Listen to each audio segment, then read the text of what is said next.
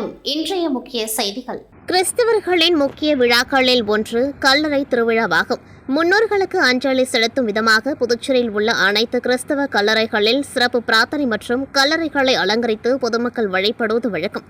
அந்த வகையில் கிறிஸ்தவ மக்களின் முன்னோர்களை நினைவு கூறும் வகையில் கல்லறை தினம் ஆண்டுதோறும் நவம்பர் 2ஆம் தேதி கடைபிடிக்கப்பட்டு வருகிறது.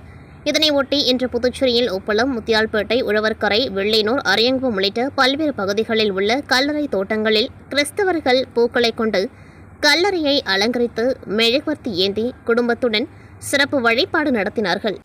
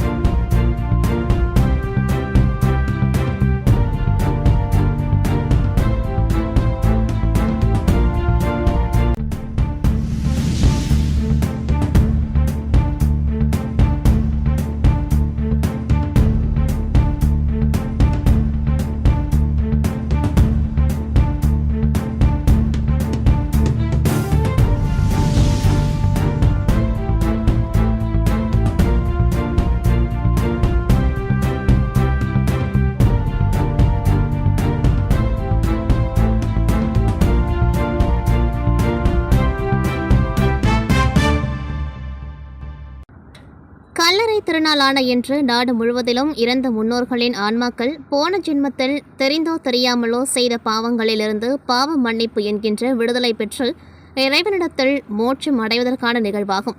இறந்த முன்னோர்களை நினைவு கூறும் வகையிலும் ஒவ்வொரு வருடமும் கொண்டாடப்படுகிறது. அந்த வகையில் இறந்தவர்களின் கல்லறையில் மலர் தூவி மாலை அணிவித்து மெழுகுவர்த்தி ஏந்தி சாம்பிராணி காண்பித்து இறந்த முன்னோர்களின் ஆன்மாக்களுக்கு சிறப்பு ஆராதனை ஜெபம் செய்து திருப்பலி கொடுக்கப்பட்டது. கத்தோலிக்க கிறிஸ்தவர்கள் அறிந்த தூய்மை நிலை எனப்படும் ஒவ்வொரு பாவத்திற்கும் பாவ மன்னிப்பு பெறுவதாகும். மேலும் ஆன்மாக்கள் பாவ மன்னிப்பு பெற்று இறைவனிடத்தில் விண்ணகத்தை அடைவதற்கு அழைத்து செல்வார் என நம்பப்படுகிறது. எனவே கத்தோலிக்க கிறிஸ்தவர்கள் இறந்து இந்த கல்லறை திருநாளை கொண்டாடி வருகின்றனர். இந்த நிகழ்ச்சி கடலூர் நெல்லிக்குப்பம் சாலையில் உள்ள கத்தோலிக்க கிறிஸ்தவர்களின் கல்லறையில் இன்று மாலை 4 மணியளவில் புனித கிறிஸ்தவ பாதிரியார்கள் ஜெபித்து ஆராதனை செய்யப்பட்டு கொண்டாடப்பட்டது. இதில் கத்தோலிக்க கிறிஸ்தவர்கள் இறுதியாக அப்பம் பெற்று வீடு திரும்பினர்.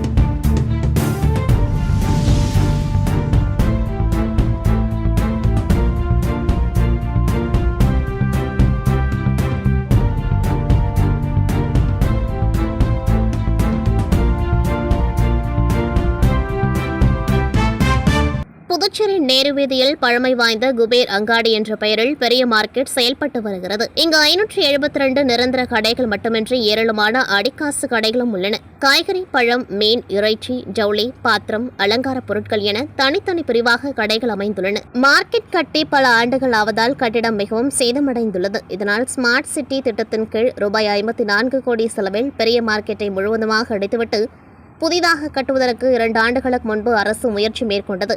ஆனால் வியாபாரிகளின் எதிர்ப்பால் இத்திட்டம் கைவிடப்பட்டது. இந்நிலையில் தற்பொழுது பெரிய மார்க்கெட் கட்டிடம் மிகவும் சேதமடைந்திருப்பதாக அசம்பாவித சம்பவங்கள் நடப்பதற்கு முன்பாக அவற்றை இடித்து அகற்றக் கோரி புதுச்சேரியை சேர்ந்த சமூக ஆர்வலர் கோபால் சென்னை உயர்நீதிமன்றத்தில் பொதுநல மனு தாக்கல் செய்தார்.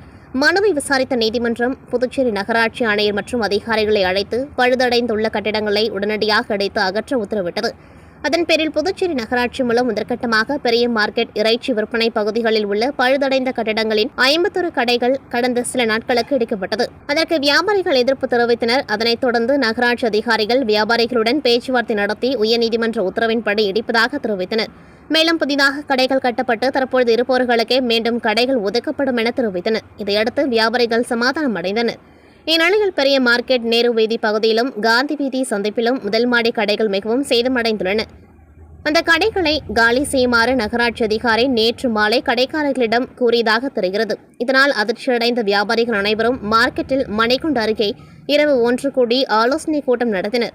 இதில் பல்வேறு சங்க நிர்வாகிகள், வியாபாரிகள் 100க்கும் மேற்பட்டோர் கலந்து கொண்டார்கள். தொடர்ந்து வியாபாரிகள் போராட்டம் நடத்த ஒன்று கூடியதால் அங்கு பரபரப்பு ஏற்பட்டது. தகவல் அறிந்த நகராட்சி ஆணையர் கந்தசாமி அங்கு விரைந்து வந்து பேச்சுவார்த்தை நடத்தினர். பெரிய மார்க்கெட்டில் சேதமடைந்த பகுதிகள் மட்டும் இடிக்கப்படும், மார்க்கெட் முழுவதும் இடிக்கப்படாது. இது சம்பந்தமான வழக்கு விசாரணை வரும் 7ஆம் தேதி சென்னை உயர்நீதிமன்றத்தில் மீண்டும் விசாரணைக்கு வர உள்ளது. இதில் நகராட்சி தரப்பில் எடுக்கப்பட்ட நடவடிக்கைகள் குறித்து தெரிவிக்கப்பட இருக்கிறது என்றார். மேலும் வியாபாரிகள் சங்க ஒருங்கிணைப்பு குழு ஏற்படுத்தவும், மார்க்கெட் தொடர்பாக இந்த குழு நகராட்சியிடம் பேசி தெளிவு கொள்ளுமாறு ஆணையர் கூறினார். இதனை ஏற்றுக்கொண்ட சங்க நிர்வாகிகள் சங்கத்திலும் 2 பேர் அடங்கிய ஒருங்கிணைப்பு கமிட்டி அமைப்பதாக கூறி கலைந்து சென்றனர். புதுச்சேரி மக்கள் முன்னேற்றக் கழகத்தின் 3ஆம் ஆண்டு துவக்க விழா கட்சியின் தலைவர் பேராசிரியர் ராமதாஸ் தலைமையில் நடைபெற்றது. புதுச்சேரி மக்கள் முன்னேற்றக் கழகத்தின் 3ஆம் ஆண்டு விழா தனியார் உணவகத்தில் நடைபெற்றது. இதில் மக்கள் முன்னேற்றக் கழகத்தின் தலைவர் பேராசிரியர் ராமதாஸ் தலைமை தாங்க பொதுச் செயலாளர் ஏமு ராஜன் முன்னிலை வகித்தார். தொடர்ந்து நமது மக்கள் கழகம் கட்சியின் நிறுவன தலைவர் சட்டமன்ற உறுப்பினர் நேரு சிறப்பு விருந்தினராக கலந்து கொண்டு சிறப்புரையாற்றினர். இந்த கூட்டத்தில் புதுச்சேரி விடுதலையின் 71ஆம் ஆண்டு விழா மற்றும் கட்சியின் சார்பில் முன்னெடுக்க வேண்டிய கொள்கைகள் குறித்து விரிவாக உரையாற்றினார்கள். மேலும் இந்த நிகழ்ச்சியில் பாட்டு மன்றம், பட்டிமன்றம், நடனம் உள்ளிட்ட பல்வேறு கலை நிகழ்ச்சிகளும் பேச்சு போட்டியிலும் நடைபெற்றது. இதில் புதுச்சேரி மக்கள் முன்னேற்றக் கழகத்தை சார்ந்த ஏராளமான நிர்வாகிகள், சமூக ஆர்வலர்கள், பொதுமக்கள் என அனைவரும் திரளாக கலந்து கொண்டார்கள். பசும்பொன் முத்துராமலிங்க தேவர் அவர்களின் 118வது ஜெயந்தி மற்றும் 63ஆம் ஆண்டு குரு பூஜை முன்னிட்டு 30/10/2025 அன்று மாலை புதுவை தேவர் பேரவையின் சார்பாக எண் 2 வில்லியனூர் மெயின் ரோடு விநாயக முருகன் அரிசி ஆலை வளாகத்தில் அமைந்துள்ள பேரவை அலுவலகத்தில் பேரவைத் தலைவர் US தனபாலன் விளக்கேற்று புதுவை பாரதிய ஜனதா கட்சி தலைவர் மற்றும் சட்டமன்ற உறுப்பினர் ராமலிங்கம் அவர்கள் திருமகனார் உருவப்படத்திற்கு மாலை அணிவித்து பேசினார். மேலும் மகளிரணி தலைவி தாமரை செல்வி மற்றும் கட்சியின் முக்கிய நிர்வாகிகள் பலர் கலந்து கொண்டார்கள். மேலும் தேவர் பேரவையின் நிர்வாகிகள் லக்ஷ்மண தேவர், ரத்னசாமி, முருகேசன், சந்திரன், செங்குட்டுவன், ராஜசேகர், முருகன் ஆகியோர் நிகழ்ச்சிக்கான ஏற்பாடுகளை சிறப்பாக செய்திருந்தனர்.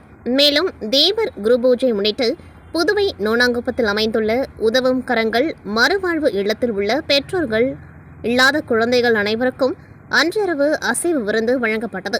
மேற்படி நிகழ்ச்சிகளில் தேவர் பேரவையின் முக்கிய நிர்வாகிகள் மற்றும் உறுப்பினர்கள் கலந்து கொண்டார்கள். மேலும் புதுவை தேவர் பேரவையின் மூலம் அமையவுள்ள தேவர் அறக்கட்டளையின் ஆலோசனை கூட்டம் சுதானா நகர் வஉசி வீதியில் அமைந்துள்ள தேவர் பேரவையின் கௌரவ தலைவர் ரத்னசாமி முருகேசன் அவர்களின் யோகா மைய அரங்கத்தில் நடைபெற்றது. இதில் தேவர் பேரவையின் உறுப்பினர்கள் பலர் கலந்து கொண்டார்கள். கலந்து கொண்ட அனைவருக்கும் பொன்னாடை அணிவித்து மரியாதை செய்யப்பட்டது. மேற்படி கூட்டத்திற்கான ஏற்பாடுகளை தலைவர் US தனபாலன் அவர்களின் தலைமையில் பேரவை நிர்வாகிகள் செய்திருந்தனர். புதுச்சேரி அரசு மகளிர் மற்றும் குழந்தைகள் மேம்பாட்டுத்துறை மூலம் குடும்ப கட்டுப்பாடு திட்டத்தின் கீழ் 2 பெண் குழந்தைகளுக்கு தலா ரூபாய் 30,000 வீதம், அரியாங்குப்பம் சட்டமன்ற தொகுதியைச் சேர்ந்த 11 பயனாளிகளுக்கு ரூபாய் 3,30,000 மற்றும் முதலமைச்சரின் பெண் குழந்தைகள் பாதுகாப்பு திட்டத்தின் கீழ் ரூபாய் 50,000 வீதம், தலா 17 பயனாளிகளுக்கு ரூபாய் 8,50,000 என மொத்தம் ரூபாய் 8,83,000 பெறுவதற்கான அரசாணையை நேற்றிரவு தொகுதி சட்டமன்ற உறுப்பினர் பாஸ்கர் என்கிற தட்சிணாமூர்த்தி பயனாளிகளுக்கு வழங்கினர். இந்நிகழ்வில் என்ஆர் காங்கிரஸ் பிரமுகர்கள் மற்றும் தொகுதி முக்கிய பிரமுகர்கள் உடனிருந்தனர்.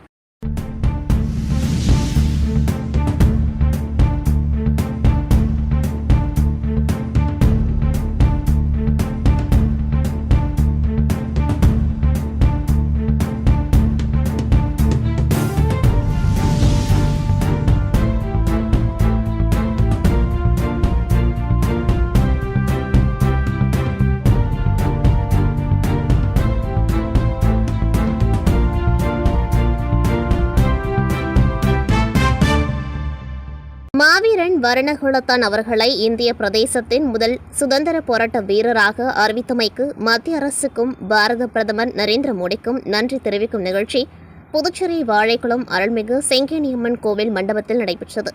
இதில் வர்ணாஸ்திரா அறக்கட்டளையின் நிறுவன தலைவர் பரவதர் முன்னேற்ற பேரவையின் தமிழ்நாடு புதுச்சேரி மாநில பொருளாளர் தில்லை அசோக் தலைமை தாங்கினர்.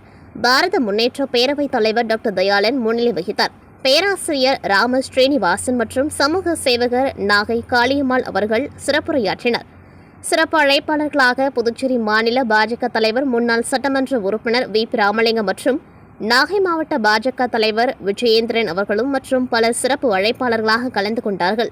இதில் மீனவர் விடுதலை வேங்கைகள் நிறுவன தலைவர் சுரா வெங்கடேஷ பெருமாள் நன்றியுரை வழங்கினார். நிகழ்ச்சியை ராதிகா வெங்கடேச பெருமாள் தொகுத்து வழங்கினார். பாட்டாளி மக்கள் கட்சி வன்னியர் சங்க நிறுவனர் தலைவர் டாக்டர் ராமதாஸ் தமிழகம் புதுவை முழுவதும் உள்ள அனைத்து மாவட்டங்களிலும் ஒரே நாளில் மாநில செயற்குழு கூட்டம் நடத்த தமிழக பொறுப்பாளர்கள் நியமித்து உத்தரவிட்டிருந்தார்.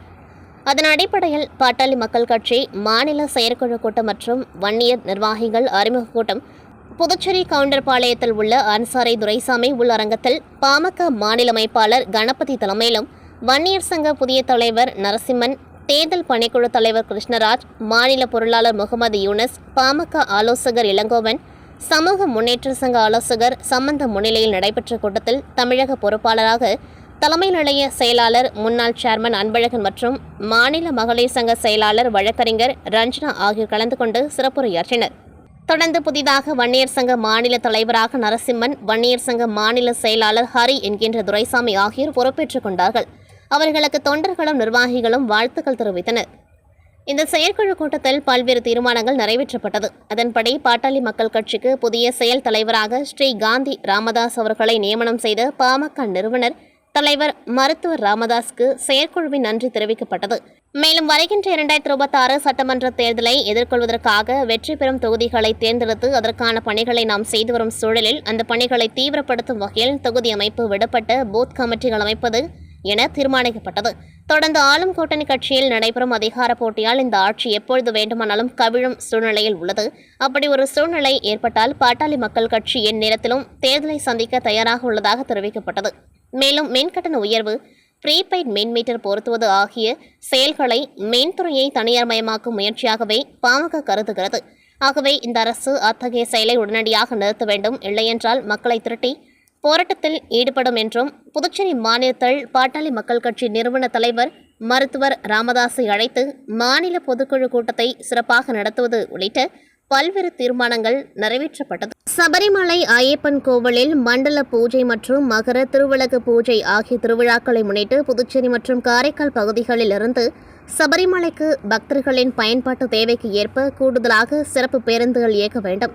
வருகிற நவம்பர் 16ஆம் தேதி முதல் ஜனவரி 16ஆம் தேதி வரை 2 மாதங்களுக்கு சபரிமலை ஐயப்பன் கோவிலில் மண்டல பூஜை மற்றும் மகர விளக்கு பூஜை விழாவிற்கு புதுவை மாநிலத்திலிருந்து ஐயப்ப பக்தர்கள் சென்று வருவதற்கு ஏதுவாக புதுவை மாநில அரசு போக்குவரத்து துறை சிறப்பு பேருந்துகளை இயக்க வேண்டும். மட்டுமின்றி ஐயப்ப பக்தர்கள் தனித்தனி குழுவாக செல்வதற்கு அவர்களுக்கு வாடகை அடிப்படையிலும் பேருந்து வசதி செய்து தர போக்குவரத்து துறை மிக குறைந்த கட்டணத்தில் ஏற்பாடு செய்ய வேண்டும்.